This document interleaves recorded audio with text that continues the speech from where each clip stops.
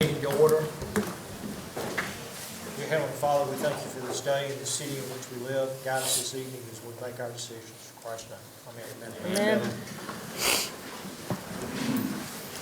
This is a regular meeting of the Noonan City Council, September the 28th, 2021.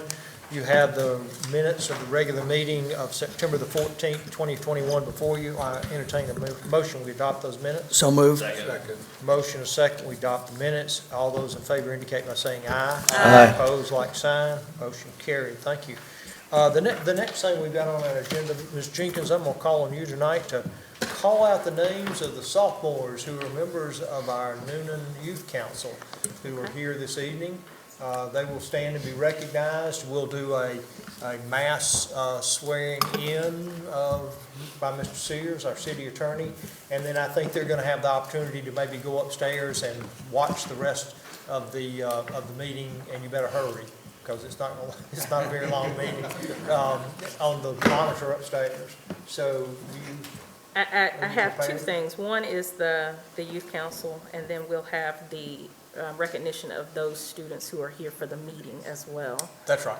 Okay. I have that list. So the ones who are being sworn in are, as I call your name, please stand up. Stella Weaver, Susan Grayton Pass, Belinda Ramirez Ocampo, Keaton McNutt, Rico Lane, Sam Knight, Macy Horn, Sarah Hayes Grody, Miles Fabre, Sonny Durham, Davis Chapman, Madeline Butler, Adele Bulford. And Mr. Attorney, you can go ahead and swear him in. Raise your right hand. I do solemnly swear that I will support, uphold, and defend the Constitution of the United States of America and the laws thereof. That I will support, uphold, and defend the Constitution and laws of the state of Georgia, not inconsistent therewith. That I will observe and obey the laws and ordinances of the city of Newnan, Georgia, and that I will faithfully perform and discharge the duties incumbent upon me as a member of the Noonan Youth Council fairly and honestly to the best of my skill and ability, so help me God. You say I will? Mayor and Council, I present to you the newly sworn members of the Noonan Youth Council.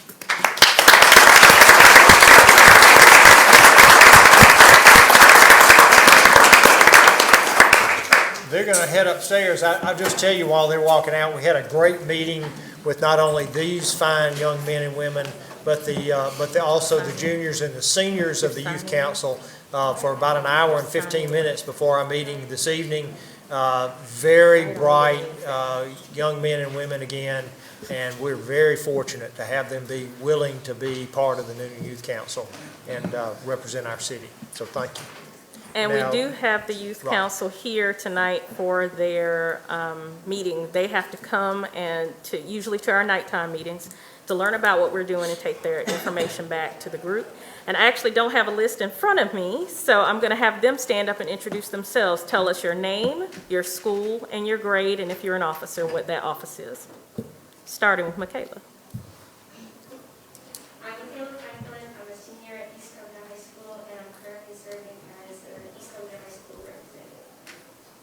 I'm Lacey Daniel. I'm an 11th grader at Newnan, and I'm the historian.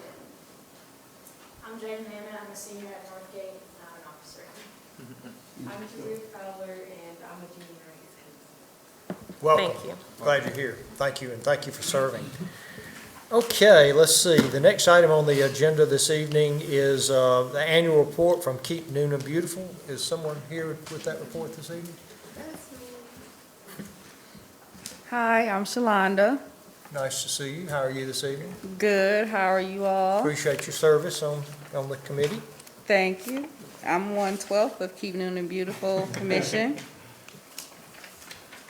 Keep Noonan Beautiful's Mission is to educate, motivate, and empower the individuals of Noonan, Georgia to take greater responsibility for improving our local community environment through litter prevention, beautification, and waste reduction. Keep Noonan Beautiful is an affiliate of Keep America Beautiful and a local affiliate of Keep Georgia Beautiful. We are a city-funded organization that is working to inspire and educate individuals in our community towards greater environmental stewardship. So we want you all to recycle and not litter. Page 3 are my co-commissioners. Page 4, the community impact that we've had in 2021 with some of our recycling programs. The Keep Noonan Beautiful program focuses on improving recycling, community greening, litter reduction, and environmental education. Here are some of the ways we have improved our community during 2021.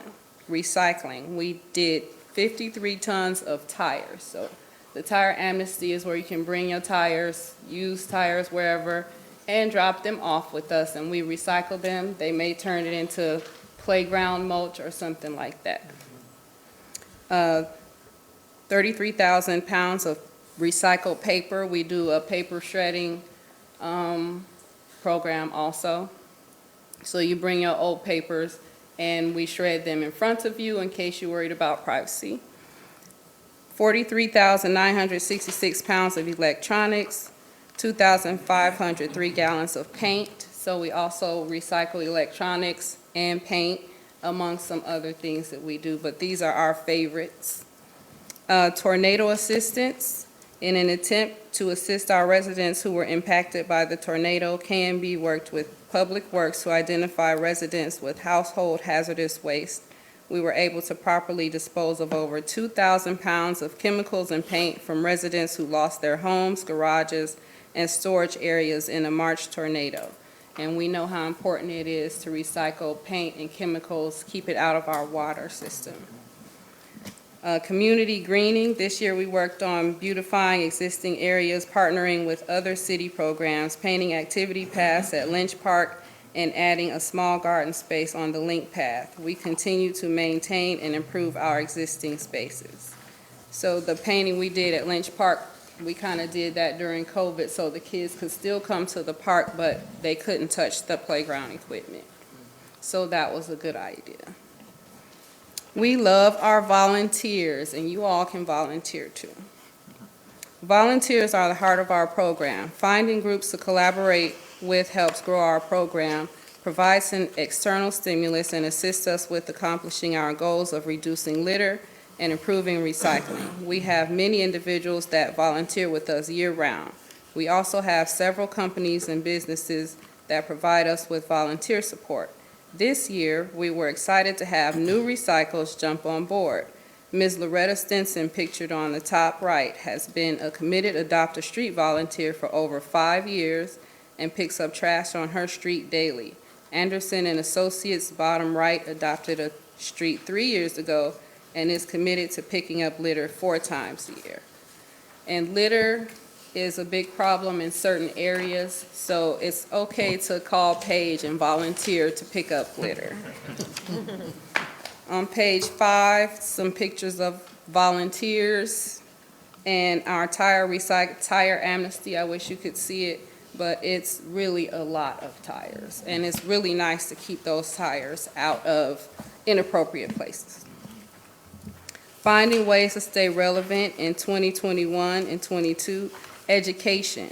Connecting with schools and community groups by providing programs can be used remotely or via Google Classroom. So we do have an outdoor classroom behind UGW on Carmichael, and you can go there and see just how it's like a natural kind of Montessori environment for children or whomever to play and just experience nature.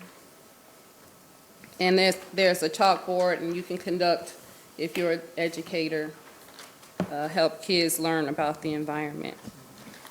Using technology to create real-world lessons that relate to environmental education, i.e. retention and detention ponds, pollution and conservation, weathering and erosion, and human impact on natural resources, creating improvements to the website to enable signups for events and volunteer activities. So new technology, and we'd like volunteers to give us ways to connect via website because we can't do everything in person anymore. And rekindling the KMB focus on litter prevention and litter pickup allows us to encourage residents to get out and make a difference as individuals or groups. This focus will allow us to meet our residents at their level of comfort. And at our events, the residents always thank us for how they can just drive up, drop it off, and go home. No big deal. So we also need volunteers to help us keep that going. And that is all. Thank you for listening. Any questions? We appreciate your service, the Thank other committee you. members' service and their hard work. Thank you for all you do. Did you all have a question? Any questions from anyone? No? Okay. Thank you. The next item on the agenda, Mr. DeVos has an appointment to fill a vacancy on the Noonan Development Authority. Yes, I'd like to nominate Kirby Arnold Jr. Second. Motion is second. We nominate Kirby Arnold Jr. To fill the vacancy on the Noonan Development Authority. Any discussion? All those in favor indicate by saying aye. Aye. Opposed, like sign. Motion carried. Thank you. The next item, operations from the city manager. Mr. Phillips. Yes, sir, Mr. Mayor. I actually have two items tonight. I'm going to move over to the podium All right. for those two items. First of all, a few meetings back, this body unanimously agreed to partner with Coweta County to jointly fund the long-term recovery director's position with the Coweta Community Foundation.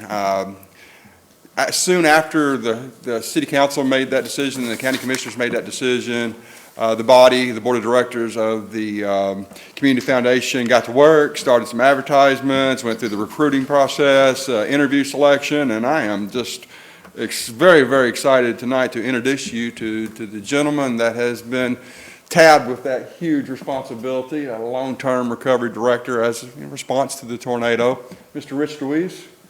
I'd like to bring Rich up to the podium. I know Rich has been a Newnan resident for about 7 years, very active in our downtown, very active in church downtown. Brings a lot of experience working in nonprofits and leadership roles. I know he's going to do us an excellent job. I just wanted to get here to put a name with a face. I think we've all probably read the article in the paper. Mr. Ruiz, do you have anything you'd certainly like to say? I want to thank you for, as I step into this role, and you're right, it's huge. I did not know, but it's so important. And the thing as I step in is I recognize that the city and the county have come together in an incredible way, along with the residents of Coweta County, to meet a challenge that nobody expected, nobody wanted. And I just want to say thank you. Thank you for what you're doing. I know one of the other issues that's going to be talked about tonight is the Arpa Funds. And if I can just take a moment to say that that's on our radar too, right? What the tornado revealed in part was just things that we knew. We didn't know the extent to which renting and housing is such a real issue, especially for the demographic that was hit most severely by the tornado. And so one of the things that we've been talking a lot about is this idea of affordable housing, low and middle income housing, that the notion of maybe pocket communities that have a life skill and workforce training component to that housing. So I just wanted to put that on your radar because we're working on the grant for the state funds, and as that trickles down to the county and the city, we need to be working together to fix problems that were here but were revealed in a big way by the tornado. More than anything, thank you so much. Thank you. Thank you. Welcome. Looking forward to certainly working with Mr. DeWeese over the next few years, potentially longer. The other item I have tonight, I have an employee here with us tonight. She really thought she was coming here because she actually had an agenda item, and the agenda item is pretty minor, and Mr. Craver and I could have probably handled that agenda item by ourselves and not forced an employee to make some time to come here tonight. Yeah. You missed close to picking your dog up today. Miss Cindy and my dog have a really good relationship because she has a common tendency to run loose in the neighborhood. But anyway, we did get you out here tonight for more than just the little animal control ordinance amendment. We actually wanted to bring you here tonight to actually recognize you for your job performance and some accolades. Okay. You know, read a little bit here. Yeah. Cindy obviously has been our animal control officer with the City of Newnan for over 14 years. Many of those years she was the sole animal control officer for the City of Newnan. We've only had another one for about 2 years now. So she took on a lot of load and a lot of responsibility and has held that responsibility with the highest esteem. She's received numerous letters of accommodations through the department, received several awards from both the Southeastern Animal Control Association and the Southeastern Animal Control. You had a letter of appreciation and then an exceptional employee award, but the most one that we probably read in the paper a few weeks ago, in September 21, she was just recently named the Georgia Animal Control Officer of the Year. So I wasn't going to let that opportunity pass us by.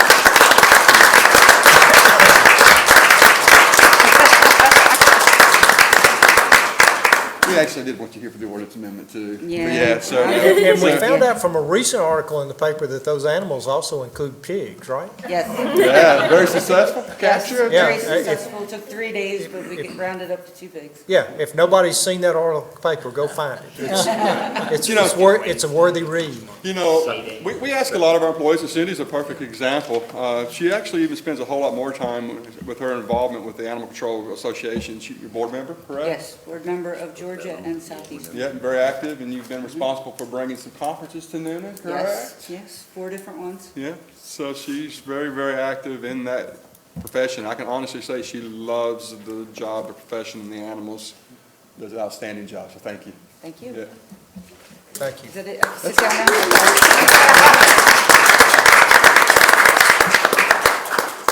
Okay, I don't have anything this evening. Under new business, consideration of a change order to the Lmig 2021 milling and resurfacing contract for additional work.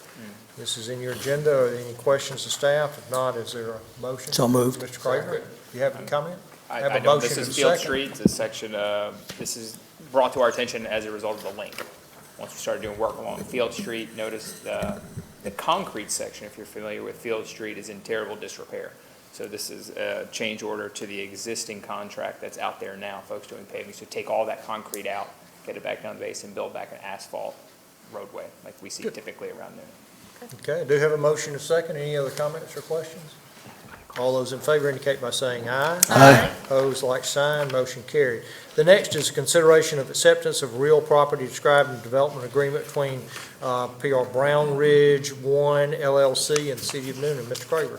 Mayor Brady, members of the council, I'll draw your attention, I'm sorry, we're having technological difficulties, to page 27 in your book. It's looks similar to so, with a red line. The red line on there is the link. The agreement before you is essentially asking for the council to consider a development agreement to allow this development to take place and allow for the city to acquire permanent easement to construct trail facilities, as well as to call out an access easement to allow for us to get back there and do construction, and then to allow for portions of the property I'm going to show you here from the trail facility northwest as a remnant piece, we'll call it for conversation's sake, to be gifted to the city, and then as a result to not affect the yield of the development, meaning the units per acre. So simple math, if you remove some of that acreage, then the development density may not be in keeping. However, these folks have, at our request, agreed to donate the properties again to the northwest of the trail facility once completed to the city, so we would then own and maintain. This has been done before as part of the Link project. Any questions of Mr. Craver? Just a quick question for you is, if this area goes through a kind of a low-lying area, like a wet area, what kind of difficulties, or are there any expected difficulties or delays building the link through that area? No, Any sir, sinking most of or this is gonna be settling? No, sir, this, similar to other ways, we have stormwater improvements that the design team puts into place to manage any kind of water low lying. And there are some bridging opportunities here that would take care of some of that as well, similar to other places along the path. All right, thank you. That's some boardwalk and Yeah. work sections too. Yep. Okay. Okay. Sorry, I'm having problems with my phone, trying to see the thing. So I'm trying to, you said a lot there, and I want to make sure I understand exactly what we're voting on, because there are several different things that you just said. Yeah, so, Not the development. no. That was my That's question. that's done. Right. Yeah, And I that's been thought, approved. okay. They have that property's entitled for the developers to continue. What this agreement does is it allows for the city to accept the property for the permanent trail easement, a modification to the access so we can get back, or our contractors can get to the trail to construct the facility, and then allow for the city to take the remnant piece of property, meaning all that land northwest of the trail facility. Okay. That owner wants to donate that to the city, and this agreement would allow us to take it and then not affect their density. Mr. Kramer, Yeah. can you describe I the get it. That's- basis behind the remnant donation where we made the request? There's been some conversations about potential use of that. There are potential use, similar to what we've done under the first section of the link, where there's mountain bike facilities, other Pocket facilities, pocket parks, there's opportunities there, and the development, as it's completed, there's not a need to maintain property on the opposite side of the facility. Yeah. So, Okay. and it's adjoining to the fire station, Right. a training facility, so Gotcha. it's adjacent to a piece of property the city already owns and maintains. What's on the other side then? Or, so on the Yes, one side is that the fire, what's on the other corner? I'm trying to To the see that. north? Help me understand which corner, To the Councilman. north is vacant open space for Bullsboro Crossing Yeah. subdivision. Okay. This, if you look, you can see up at the top, that's the area that runs through the Bullsboro Crossing common area. Right. And so that to the left of there is part of the Bullsboro common area. Yeah. This is just. We're not contemplating We're Bullsboro. not taking any of that, No. because it's accessible from other parts of Hillsborough Common. This piece is not accessible for this development unless you cross the trail. Gotcha. And so that's the difference. Okay. Yep. I understand that. I'm good. Councilperson, is that okay? Mhm. Yep, I'm good. Thank you. Anybody else? Mayor, will you accept the motion? will. Motion to approve? Second. Motion and a second, we approve the development agreement as presented. Any discussion? All those in favor indicate by saying aye. Aye. Opposed, like sign, motion carried. Thank you. The next is consideration of an ordinance to amend Chapter 4 Animals and Code of Ordinances by deleting Article 7 Dangerous Dog Control and adopting a new Article 7. This is Mr. Craver. Yes, sir. Mayor Brady, members of the council, I'm back before you asking for what's frankly a change of terms in the ordinance. Currently, our ordinance, as it's related to animals in the Code of Ordinance, dangerous dogs in particular, we use a term potentially dangerous in the current ordinance, and we're requesting a change throughout this chapter to remove that term and use the term vicious.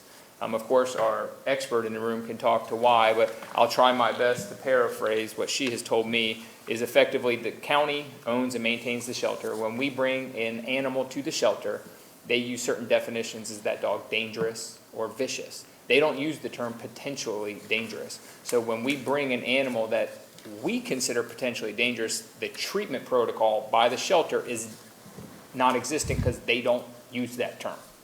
They use the terms dangerous and vicious. So to keep in line with what Coweta County does at the shelter, we want to use that term because there is a difference between a dangerous dog and a vicious dog.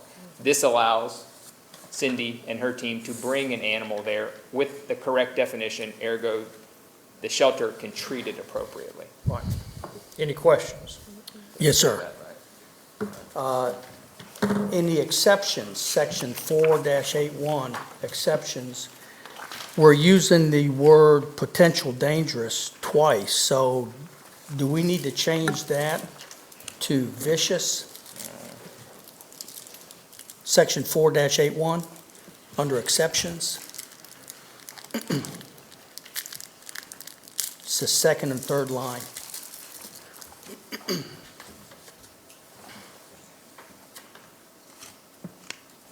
It didn't change to vicious, it still says, Yeah, it still dangerous or says potentially potentially dangerous and potentially dangerous. Well, then, yes. that See what I'm needs to be saying? changed. At the bottom of page 2 That needs to be changed. on that. Yes, it needs to be changed. Yeah. Thank you for finding that. Okay, and then a couple other, in the definition of severe injury, below the vicious dog, it defines owner, defines proper enclosures. There's the definition of a severe injury, Correct. Yep. but in the definition of dangerous dog, we use the word serious, and in vicious dog, we use serious injury. But there's no definition of serious injury, so do we need to change that to severe injury, or? That way it's all congruous with the, Cindy, do you have a preference on that? You know what these gentlemen are speaking to? If you come up here so we can capture you. I looked into this when it was brought to my attention, and unfortunately, I missed the serious and severe. The state already has a definition of serious injury, and it's any physical injury that creates a substantial risk of death, results in the death, broken or dislocated bones, lacerations requiring multiple sutures, disfiguring altercations, requires plastic surgery, admission to hospital, results in protracted impairment of health, including transmission of infectious or contagious diseases or impairment of the function of the bodily organ. So if we can incorporate that, that would put us with the state and county with the Okay. definition. replace this with the state definition. Yeah. And that would be serious instead of the Severe, severe. okay? All right, and then the only other question I have, we talk about an animal control board. My question, why don't we, instead of having an animal control board, why not send this to magistrate judge and let him handle it with his experience level, vice, This follows state law. State law sets up the animal control board. okay, Yeah. all right, But, isn't that right, Cindy? Yes. Yeah. okay. With the animal control, should we have 7 members, vice 5? Since there's 7 members on the council? County. It's a county board. County. Okay, We use the counties. we use the county board, okay, all right. That's the only, I have something for clarification as well. The last page, page 6, section 4, TAC 89, confiscation grounds disposition, subparagraph C. The very last line of that, it just trails off. It doesn't continue. It just says, the last sentence, if the owner has not complied with the provisions of this article within 20 days of the date the dog was confiscated, such dog shall be destroyed in an blank. Fill it in. That last page. I don't want to leave that fill in the blank, because that could be anything. It's in an expeditious and humane manner. Expeditious and humane manner. Correct.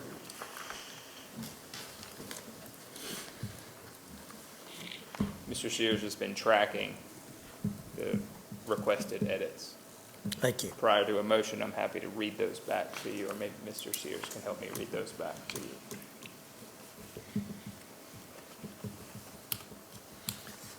We had the one change. We have so many changes and edits to that. What I'd like to see without objection from the council is that you just make the changes, put it on our next agenda, and let's adopt it in that manner. So it's Thank you. clean. Anyone object to that? I agree. All right. Ms. Cindy, I do have a quick question for you real fast. How many of these cases do we have every year between both of those? Fortunately for the city, if I feel a bite is severe or potentially vicious, I am able to convince the owner of that, and I have them just sign the ownership of the dog over to the city, at which point it's held for the 10-day quarantine and then automatically put to sleep. It's mainly in the judgment of animal control, how that injury was inflicted by the dog and circumstances and everything. But if it is severe, within the 14 years I've been here, I've been able to talk the owner and sign that over, so we've never had to take these extra steps. Okay. But ballpark, about how many a year? Maybe would you once a year, once every other year. say? Okay. So it's not a serious issue then, thanks. No, thank God. Or city, right? All right. Is there anything else? Okay, thanks. We're going to consider that ordinance at our next agenda. Thank you. Thank you. Thank you, and congratulations again. The next item on the agenda is a consideration of a resolution to state the primary intended use for the first tranche of American Rescue Plan Act ARPA funds. Mayor Brady, members of the council, I'm here with my colleague Andrew Moody, who's passing around booklets that you can use to help guide the discussion if in fact there is such. But to draw your memory back to March 2021, the U.S. Congress approved the American Rescue Plan Act, which provides in part funds to support local governments in responding to the impacts of COVID-19 in their communities. In July 2021, the city of Noonan received $7.7 million in Arpa funds. Thereafter, we administered a number of survey instruments to this body, and as a response to the surveys we collected, we are recommending in the resolution included in your packet that the council, one, accept the funds, two, allocate under 5 funding categories, and I can go through each one of those, a certain specific amount of funds. Keep in mind that each one of these will be in accordance with the Act. The 5 funding categories are in no particular order. 1, administrative or indirect costs, which helps pay for Andrew, our program manager. Number 2, revenue replacement, as we've discussed in previous meetings at our time with you. These are for funds that may be used to support the Newnan Center and any other future potential revenue replacement needs if necessary. Number 3, public health. These are funds potentially to be used for community health fairs, vaccination programs, testing efforts, etc. 4, negative economic impact. That defines with supporting small businesses and private nonprofit organizations, activities such as housing assistance, education assistance, supporting healthy childhood environments, loans and grants to businesses that suffered financial losses, business planning needs, etc. And lastly, the funding category being pushed to you guys for consideration is infrastructure improvement, which are funds that may be used to support water, wastewater, broadband improvements, as well as we believe there's an opportunity to potentially fund linked sections in specific qualifying census tracts. If I can draw your attention to page 41, which gets into the second page of the resolution. The first 2 funding categories, administrative and indirect costs, we're asking the council to consider approximately 2% of the first tranche or first load, that's $7.7 million, to a total of $155,000 into that funding category, again, to help pay for Andrew and everything that's needed for his efforts. And then section 4, revenue replacement, asking you for roughly $1 million to be put into that fund for the 2020, and then potentially more in the FY21 category, where we estimate $1.18 million. Those funds would be, again, for replacing any revenues left, similar to what we've seen the Noonan Center leave, and we heard about from Carol at her last meeting. Thereafter, guys, those 3 funding categories that we put out, we've split, again, a result of surveys from you, as the remaining funds, a third, and a third. So 33.33% in each one of those funding categories. However, the funding and how it's moved through our community is at your discretion. So that's what we've put forward, and if you're okay with that, we can move on. If not, we'd entertain some conversation. And Andrew, I'm going to bring up now to speak to the information included in your packet, and he has some program ideas and can answer some questions. Okay, but before we get to program ideas, let's talk about the funding levels of these. Is everybody okay with the administrative and the indirect cost? Any objections there?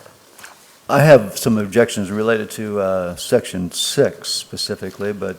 Yeah, but no, we're going to methodically step through. All right, So, very good, very good. Administrative and indirect cost, anything there? Section 3. Right. Yes, sir. Okay, section 4, the revenue replacement, anything there? So can I just to be clear, the $7.7 million, that is just the first tranche, Correct. So Yes, then there's there's an expected to be- outstanding 7 points. Yes, sir. There will be an equal amount coming in future. Anything on the revenue replacement? Okay, so we're down to the other three, which are public health and negative economic impact and infrastructure improvement. Public health, remember, Mr. Craver said a third, a third, a third. Are we okay on public health? I'm not okay on public health. Any issues on public? The issue is, and I really would like to understand, so help me understand, and I'm asking these questions because of talking with constituents. Part of the things that I'm concerned about is incentivizing the vaccine. And I know that there's health programs that are available, and then inside of these, what is a concern of mine and a concern of my constituents, those I've spoken to, is that we incentivize that type of the vaccine. It should be, in their opinion, my opinion, should be something that is not funded in a way, but they're able to make that choice by themselves, whether they not incentivized to get a vaccine. We all know it's highly controversial in many respects. So with all due respect, I don't have any issue with these other things. What I don't get is why we have to incentivize a vaccine and what was the purpose of it and how it originated, et cetera. So can you help me understand and answer the question so I can relay the information appropriately to those concerned? Are you asking staff I'm asking- community-wide? What we're asking for, sir, with all due respect, is how you would like to see the funds spent. That's one option. Under public health, they could be testing, it could be community health fairs, there are a number of, but if you're. Well, with all due respect, you've already initiated a program where you've created an incentive. That's correct, sir, we did. Okay, so that's what I'm referencing. You didn't need, for example, you didn't really need the resolution to implement that. So please just help me understand, that's all I want. Internal program for the city of Newnan and our employees. We have not released a public program. I think that is what this particular Correct. Resolution would potentially authorize if you see so fit. So you would authorize, this gives you the authorization to release a public incentive program? Am I hearing you correctly? If you see so fit. So for not to step on your toes, but for You step on. the staff one, the internal one, is this to replace what we've paying for out of our general fund then? Yes, there will be costs. The internal one There's one part of will be funded. funded out of these Arpa funds, and that is captured. $165,000, section That is 6, correct. It's letter actually in B. there. Yes, sir, it's in the resolution to fund that effort. That's, Mr. Mayor. it's really hard, a little hard for me to swallow that we're thinking about putting in play an incentive program for public health. I understand spreading information and getting information out, but when you start incentivizing people to make a decision based upon a value associated with a vaccine, I just have a real hard time with that, and so do others that I speak with. So somebody help me understand I'm why. sorry. I don't understand why everybody doesn't get the vaccine, but that's another Well, question. that's not what we're talking about, I though. know, but wait a minute, but I'm saying, but if we can incentivize, I think that's a good use of the money. We've got the money. Let me interrupt you, Rhodes. Paul. That is your decision. I know That's it, but my point. Can't I disagree with you? You can, and I'm disagreeing with you as well, because it should be a decision that you make, But whether it's- I make or But not, it's the decision of this board on how we spend the money, not you, not me. correct. Right. So what I'm going to ask for now, at this point, so we can get past the discussion, I understand you don't agree with it. I totally understand that you don't agree with it. I don't agree with your position. So Well, I'm gonna that's ask- obvious. I'm going to ask for a motion to support the internal program that our city manager put in place for the city employee vaccination incentive.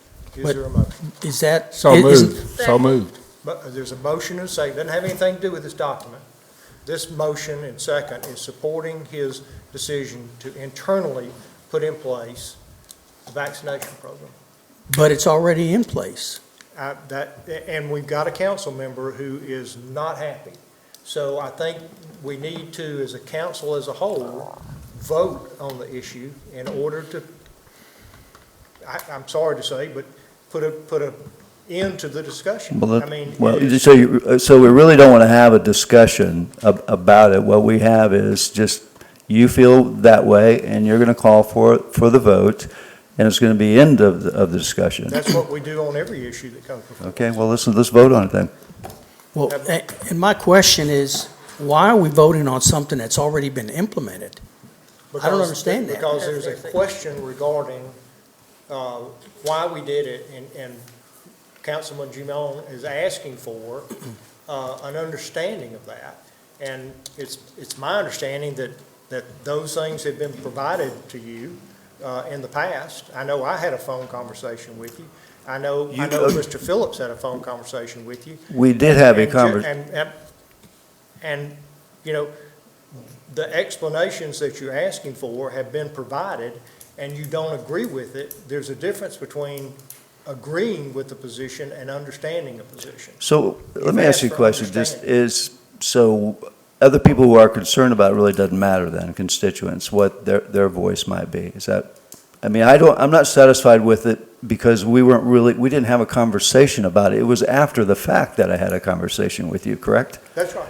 Yeah, so it wasn't prior to It was where an I could internal- weigh in. It was an internal decision made by our city manager Yeah, to support a vaccination program for our city employees who are his city employees. Mr. Jumon, they're not our city employees. He is our employee, not the other members of the city who are employees. But if we're, All right. if we're supposed to, if we're charged with policy and also how the funding goes, I don't understand why we at the next council meeting didn't have this brought forward to us and we could have voted on it. This is the next council meeting. When was when was the first email sent concerning this? Well, if you disagree with my decision, I'd like to know that for certain. I will tell you that we went from 25% vaccination rates to 77 as of last week, so we're pushing 80%. So regardless, the program has been successful. But if you disagree, please vote, let me know, and I'll revert and reverse the program, and you can address that with me. Thank you. I have a motion and a second on the floor. Any other discussion? Yes, it's not a matter of some disagreeing with the program. It's a question of why wasn't this brought to council for our vote? And now it's being brought to council for our vote. That's what I question. I'm not questioning the success rate, okay? Mr. Mayor, I'm questioning that we set policy and we oversee the budget. I'm asking that we call the question. I'll call the question. All those in favor of the motion indicate by saying aye. Aye. Opposed, like sign. Aye. How did you vote, George? Opposed. Okay, so motion carried 4-3. Now, let's get on with the item on the agenda. We've decided that section 3 and section 4 we agree with. We got over to section 6. We began having a discussion about the internal incentive program, but we need to decide whether or not we are in agreement with the third, splitting between public health, negative economic impact, and infrastructure development. Actually, I do have a concern. You know, we have a whole second half of this coming. And I think that the third approach was the more equitable way, you know, not finding a lot of consensus and things like that. So I see the logic in doing it that way. However, some of the permissible uses of these funds have more urgency than others. So for me, I think that going with the negative economic impact piece and adding more money to that section, because we have nonprofits that, because of COVID, are addressing issues from the tornado that now have escalating costs, and we have time-sensitive issues that we have to deal with our nonprofit community. So I would like to see us move $1 million from the infrastructure improvement, leaving $800,000 there, and add that to specifically the nonprofit portion of the negative economic impact so that we come up with, I believe it's 2.8 million for the entire bucket, the negative impact, but 2.1 of that, 2.17 of that would be for our nonprofits to go out and address some of the things that we really need to address. Because right now, as Mr. Rich DeWeese came up and told us, we've got real problems in our community. And escalating costs, I mean, costs are up ginormously with repairs and clearing for our families that have suffered from this tornado. So I think that adding this here, we can look at the second tranche to maybe balance things out. But for now, this is the most urgent thing that's happening in our city, and I think we need to put more money to it right now. Okay, does anybody have an issue with transferring those funds? The only concern I have is that it always concerns me that some of that would be spent on administrative cost instead of going directly to the project that needed to be done. I think that we have actually addressed that with putting our money up to address the administrative cost. And so I think that I'm not opposed to some sort of, restriction saying, hey, don't spend this on administrative cost and put it directly to the the cause that we're trying to address. I'm open to what you're saying on that. I understand that. I'm concerned that we move something like that, and we don't know what any one of these things cost, and just randomly moving $1 million over there because we think it costs that much. I have a concern with that. Don't we have the right to change this as we go? Yes, sir. I'd rather leave it alone, and then as we go and we see where we're spending more there, then we can talk about moving it. But until we get some kind of budget, some kind of pieces of this internal stuff that we don't know about, then we're kind of guessing at it anyhow. And I hate to just randomly move $1 million over. And the reason why I say we can do that now is because what happens is then you start to allocate these funds, and then we find out we need more in the area that we need it the most, and we don't have it. But we can change that. We can come back and change We can't that. not spend it If he after we tells us spend that it. we've got, all of a sudden we've used all in that particular tranche, and that we need more, and we're sitting over here and saying something we're not using, then we can move that. Okay, But then until I'll put it, Until we start building budgets in different areas, I'm not just ready to move $1 million. then I'll put it this way. There is nothing that I know of at Noonan Utilities that is urgent right now. Mr. Mayor, I mean, there isn't. The link can wait. The other things can wait. Our citizens cannot. That's true. However, there are certain aspects that can't wait. I think we've heard this discussion over the years. The stormwater system can't wait. I mean, the stormwater system is in vast need of repair, and that kind of stuff. I could go back to Section 6. I have a serious concern with Section 6 on the public health, based on we have a Department of Public Health. We're crossing over into their lane. Allow them to do their job.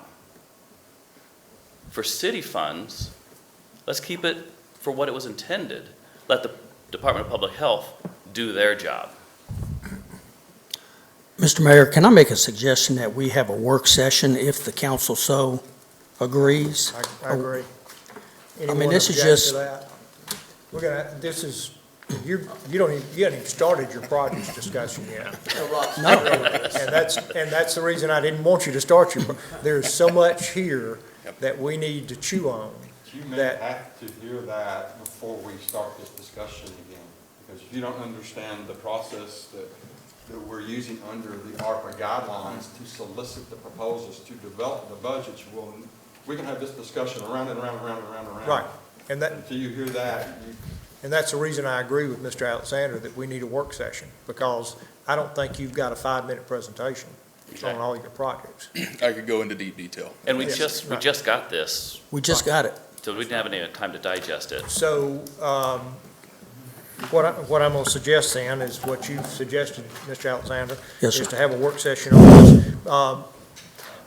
Mr. Phillips will put out an email tomorrow, searching for a date, where we can all come together with our calendars. I don't have mine here tonight, so that we can understand what we need to do and allocate the amount of time and resources that we all should allocate to this very important projects that we've got. And would that be the entire package? Yes, Okay, because I have some problems with section 1 as well, so. projects, Something we need to everything, discuss, so, everything. okay, even Right. section 1. So, we appreciate you being prepared. Absolutely.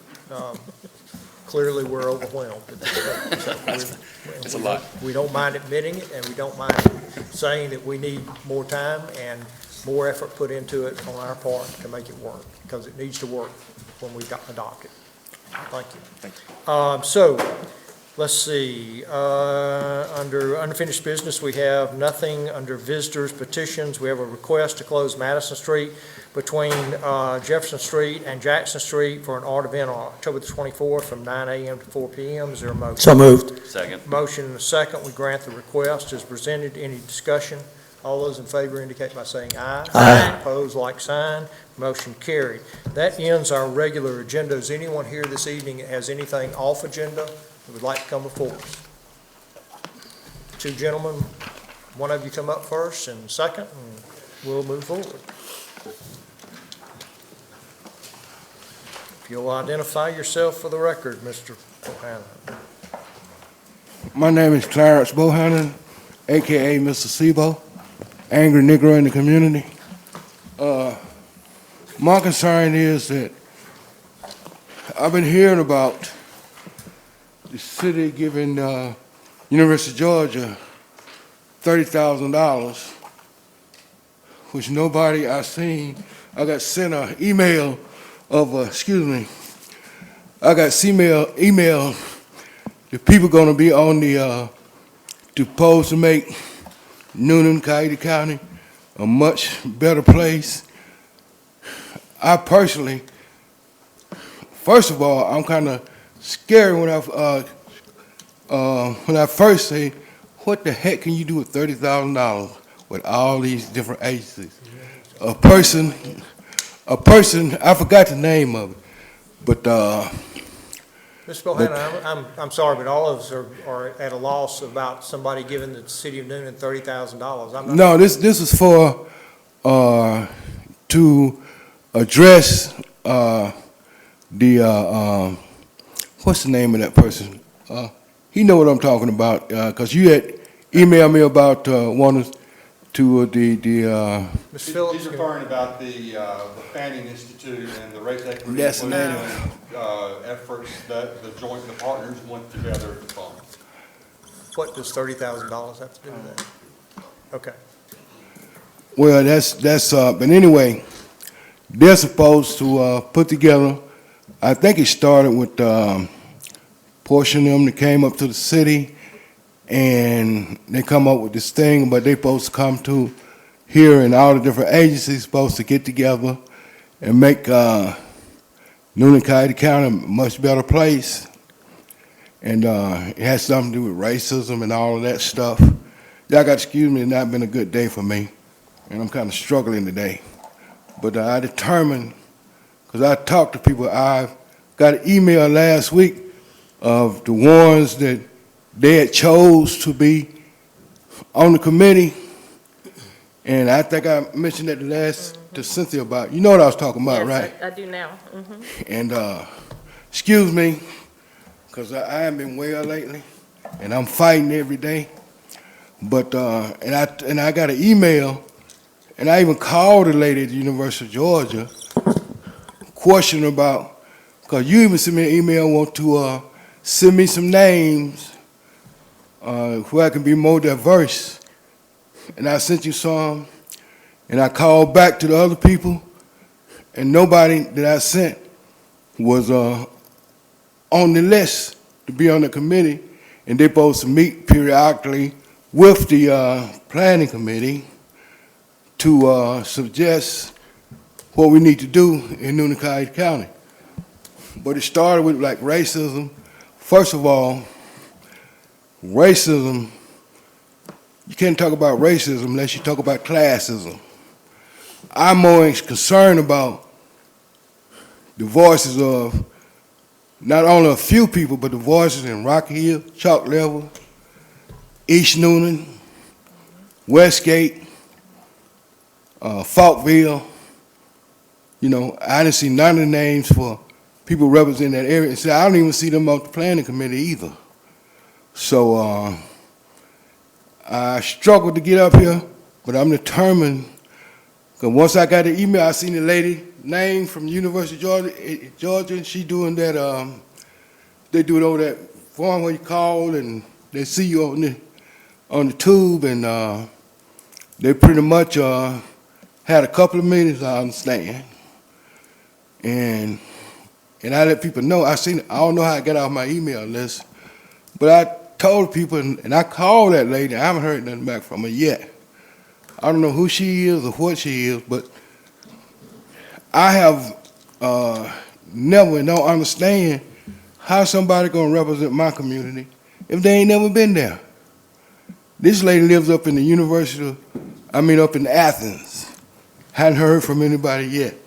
And I talked to Cynthia last time I talked to you down there, and she told me most of those people on the list, and most school teachers, I don't have no problem with them, but we got a lot of communities that need to be represented, like the senior citizen over there on Binion Court, or the senior citizen across the street, right down the street.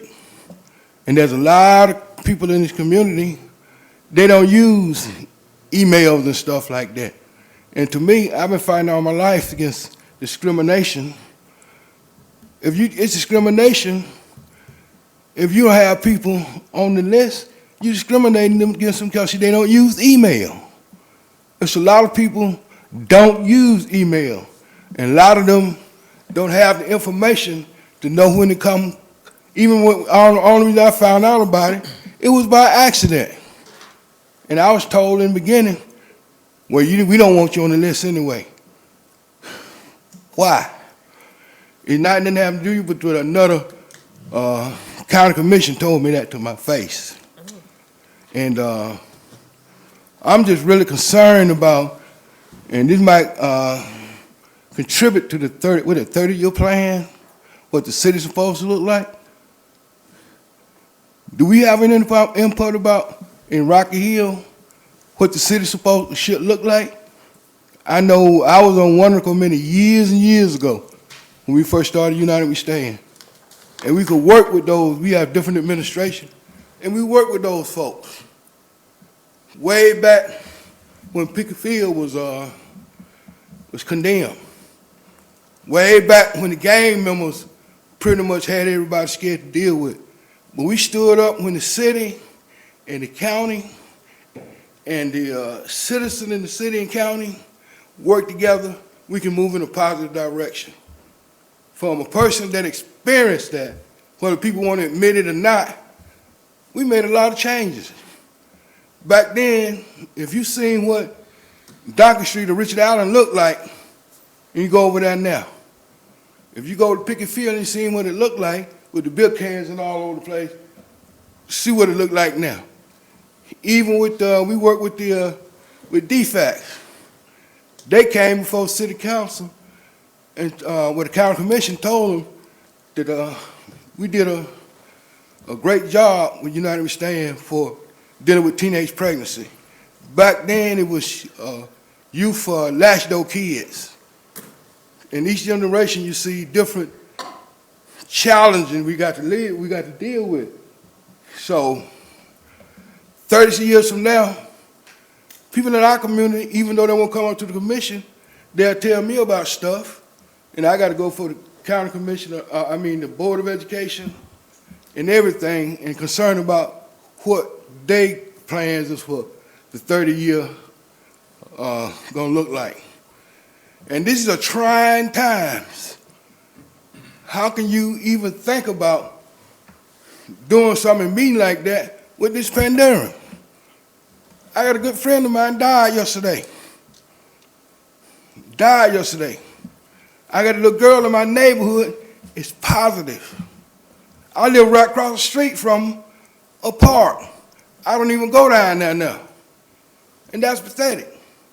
How is that gonna be plans from 30 years from now? And we don't even know what's gonna happen tomorrow. And it is hard to even think about. A friend of mine just got out the hospital. and I just got a hospital a couple months ago. How are we gonna plan for the future, and we don't even know what the present is? For every community. I'm classified as a Vietnam era vet. I served my country, standing for the rights of people. Even some of my friends, when they first got there, it wasn't me, they couldn't come home, and we talk about that a lot. And there's certain bathrooms they could go to. And I'm still fighting for that, and I'll fight to the day I die. But the thing is, if you're gonna talk about the next 30-year plan, I remember years ago I was on that committee, and that's when we first brought up me, Miss Caramay, Miss Clay on Ray Street, Mr. Dotell, and who else was in it? And Miss Sarah Williams, she just died. Her husband was the first county commissioner. And all that stuff came up way back then, even the park on Ray Street. We sat and debated, and now one of us was asked to be on the planning committee again. Thing about it, I know I talk too much, but I go by what the old people say. I know, God, what's the name of that? He's a player, playwright. He said once, and I believe in this because he's my elder. If you love your community, if you love your city, you love your community, complain. Because when you complain, somebody gonna pay you attention. And somebody gonna rip down and say, he must be right. So let's take a look at that. And I remember Mr. Amamoto, who I could work with, and Winston Arnold, we worked together real good. He the only city councilman would come by there and sit on the gym porch with me and sit down, we talk about stuff. And and then he would he would come back to city council and put what we thought in the bag, because I used, back then I very seldom had to come to the city council. Believe me, I didn't want to be up here tonight, to tell the truth. But I know somebody, if not me, then whom? If not now, then when? Because I'm coming from the old school.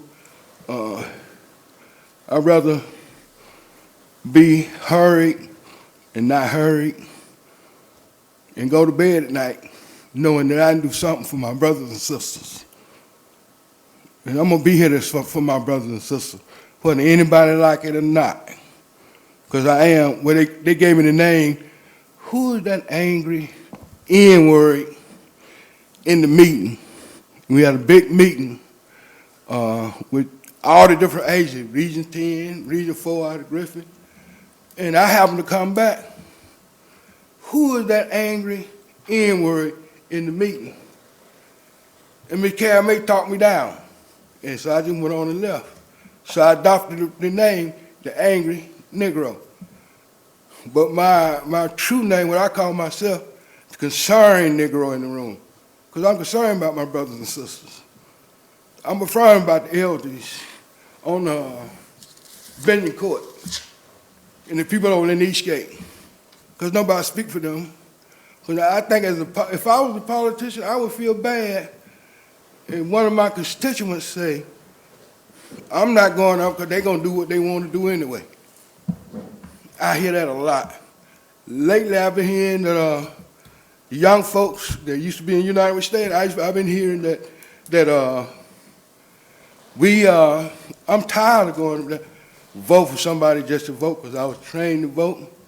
Vote for somebody that I don't even like, don't even represent me. The biggest thing is we need representation, period, in every community, and from every agency. As I keep remembering United We Stand, we were operating on the premise that it takes a village to educate one child. The most important person. Rohan, we appreciate you being here tonight. Do you have a specific request to come before the council?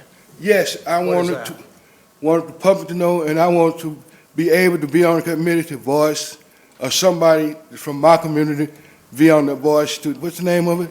It's the Diversity, Equity, and Inclusion. Be on that committee and more input on the planning committee. Right. I did talk to them. They invited all of council to their last meeting, and I did attend online and brought that up. And they actually had talked about that, about the representation. They didn't feel like they had all of the right people at the table. They put that in our report, as a matter of fact, that they didn't feel like they had everybody, because this committee, in a lot of ways, doesn't have some representation, like the class, all those things. But they also do not have any Hispanics. We do not have any Asians. We don't have any Native Americans, who are all present in our community. And so they said they were going to get an email out that people could send requests to join the committee from those missing. Have they done that? I do not have that email address yet. Have you but seen that it, is Mr. something Phillips? that Will they you said they were reach going to out follow up to- on. I'm still working on setting it up. I'm part of that committee. Okay. All So right. they are that- aware, We appreciate and you they are being working on here. We understand what your request is now. Mr. Phillips will contact the committee tomorrow and find out where that email is, and we'll move forward. Thank you. Yes, and that's pretty much what I want to say. And another thing that I was trying to find out about the Ms. Caramay's thing up at the park, if they would let us know or give us an idea of what the date is, we can start our process of Yeah, trying to we're put thinking something late together. November sometime, late October sometime, but I'm not sure when. If we could know about a couple of weeks, 3 weeks in advance. Absolutely, So we can go on and, you know how we do it, we like to cook stuff. absolutely. And I want to be there when you do. yeah. So, So, thank you.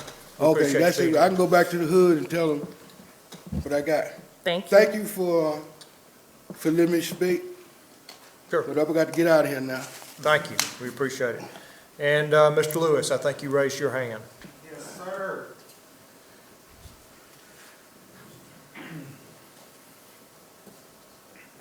If you'll identify yourself for the record, please. Spencer Lewis, of beautiful Newnan, Georgia. So I wanted to discuss about civic engagement, or disengagement. I was looking while we were sitting there, and I'm gonna try to make this a little brief, but I was looking as we were sitting there, the typical voter turnout's around 50%. And that's a presidential year of the voting populace. But participation in our republic is even lower, like typically, how many people actually attend these meetings? On any given, I know we had a lot today because of the Citizen Academy, but typically, there's not a ton of people here. And Noonan's a rather large city, at least from where I grew up and where I used to live. Another example, 3 of y'all are up for re-election this year. There's only one person who is in a contested race, Mr. Shell.